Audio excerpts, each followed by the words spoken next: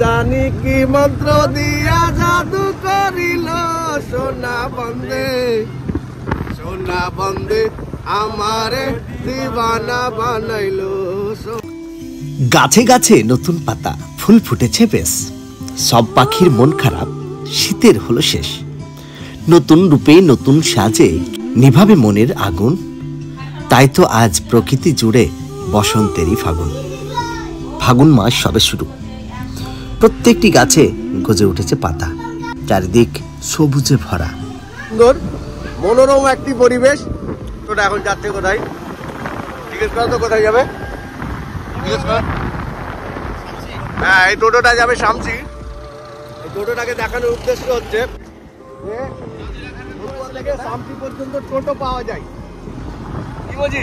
হ্যাঁ, আমাদের সাদ্দাম ভাইকে একটু জিজ্ঞেস করো যে এই যে এলাকা, আমাদের রতুয়া এলাকা, শামসি, ভাদো, পাকুড়তলা এলাকাগুলো কেমন একটু বলো।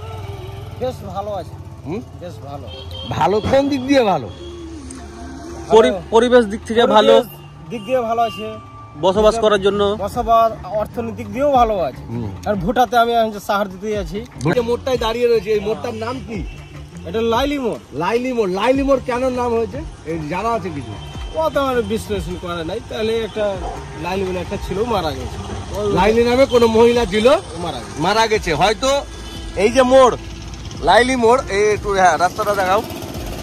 এই যে লাইলি মোড়, এই লাইলি মোড়ে কোনো এক মহিলা, বয়োজ্যেষ্ঠ মহিলার নাম ছিল লাইলি। হয়তো সেই মহিলা এই জায়গাতে প্রথম বসবাস শুরু করেছিলেন, সেই সুবাদেই কিন্তু নাম হয়েছে লাইলি মোড়। তোমার ভালো নাম কি? এমডি আজিজুর রহমান। উর্ফে ডাক নাম কি? সাদ্দাম হোসেন। যে ইরাকের প্রেসিডেন্ট ছিল। আচ্ছা আচ্ছা, যে মারা গেছে। তাহলে তুমি ইরাকের প্রেসিডেন্ট না, কিন্তু ওই নামের, ওই নামের। চলো ঠিক আছে, ধন্যবাদ তোমাকে, ভালো থাকবে। এখানে সামনে আমরা দেখতে পাচ্ছি দুটো বাচ্চা আছে, বাচ্চাগুলোকে একটু জিজ্ঞেস করো, এই তোদের বাড়ি কোথায়?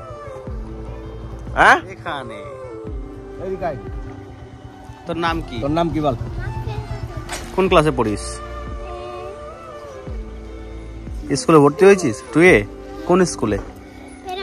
প্রাইমারি। একটা জিনিস আমি দেখাই, এই যে বাচ্চাটা দেখতে পাচ্ছেন, মানে গ্রামাঞ্চলে কিন্তু আমিও খেয়েছি, আমার যারা ছোট ছোট বাচ্চা আছে হাতে রুটি নিয়ে আর আলুর যে পিস, সেই আলু নিয়ে কিন্তু খাই। এই দেখতে পাচ্ছেন ওই বাচ্চাটাও খাচ্ছে। এই পুচকি একাধিক খাই, এই আলু ভাজা খাচ্ছে। তোর নাম কি? রুকসার। হ্যাঁ, যেরকম রুকসার। এটা কি খাচ্ছিস? কি দিয়ে? আলু না আলুর ভাজি? আলু ভাজি। তোর নাম রে? এদিকে আয়। খুব তুই হাসছিস, মুচি চেক করে, দাঁত দেখা আগে। তোর নাম কি? আমার নাম নুসরাত বানু। কোন ক্লাসে পড়ছিস তুই? পরে কোন স্কুলে? প্রাইমারিতে। চল ঠিক আছে, তাহলে টাটা করে দে সবাই মিলে।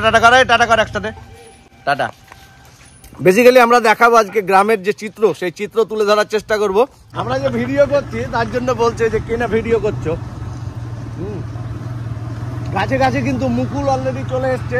দেখাও মুকুল চলে এসছে, সুন্দর মুকুল ধরেছে গাছে। হ্যাঁ, আর কিছুদিন পরে ছোট ছোট গুটি গুটি আম ধরবে।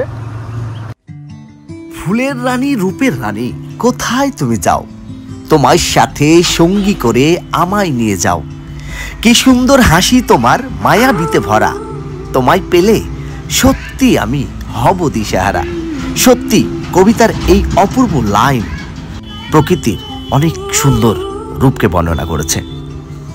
ফুলের রানী, রূপের রানী, সত্যি আমাদের এই প্রকৃতি, সত্যি আমরা এই প্রকৃতির প্রেমে আপ্লুত।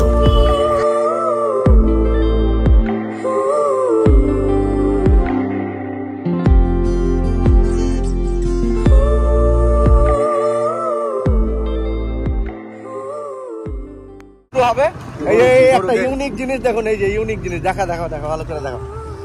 এটাকে কি কয় হয়? চোং না কি কয় ভাই? কি কয় এটাকে? চোং কয়। তো চোং কয় মানে যেসব গরু খেতে চায় না, ওদের ভেতরে পুষ্টি দেওয়ার জন্য, এনার্জি দেওয়ার জন্য এরকম ভাবে কিন্তু খাওয়ানো হয়। হ্যাঁ,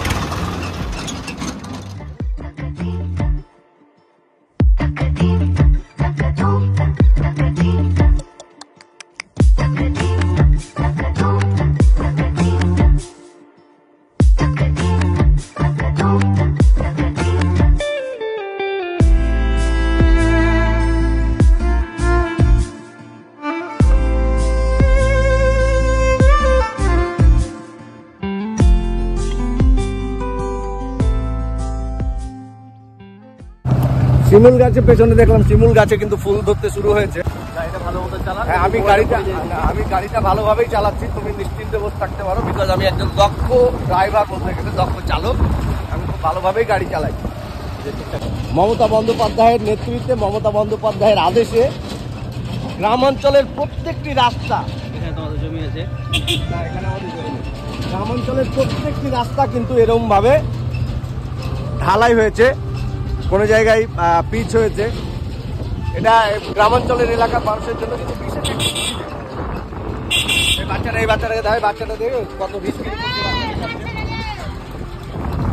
সত্যি গ্রামাঞ্চলের পরিবেশ কিন্তু মানে মনোরম পরিবেশ, মনোমুগ্ধকর পরিবেশ। এই যে দোলা দেখতে পাচ্ছেন, এই দোলা খেতে খেতে আমরা এখন এগিয়ে যাবো।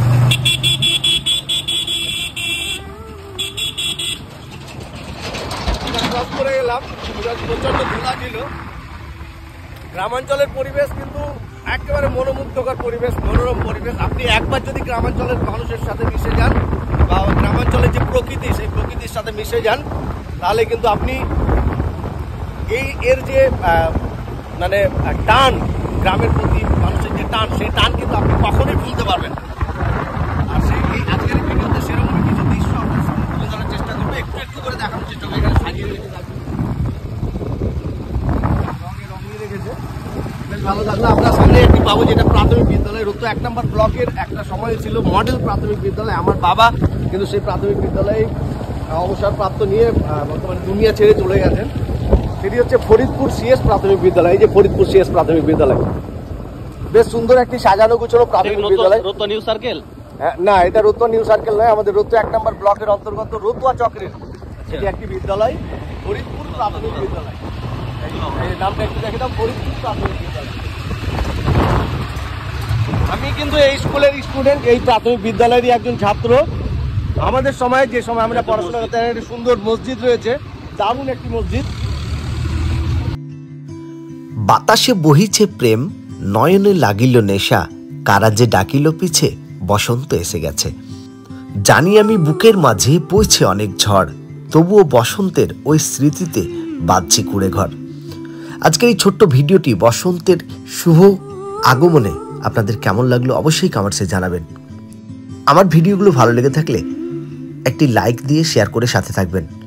আমাকে যদি ফেসবুক পেজে দেখে থাকেন তবে ফেসবুক পেজটি ফলো দিয়ে, এবং ইউটিউব চ্যানেলে দেখে থাকলে ইউটিউব চ্যানেলটি সাবস্ক্রাইব করে সাথে থাকবেন। আবারও দেখা হবে সুন্দর কোনো একটি ভিডিও নিয়ে। ভালো থাকবেন সকলে। সকলকেই আগাম শুভেচ্ছা জানাই বসন্তের।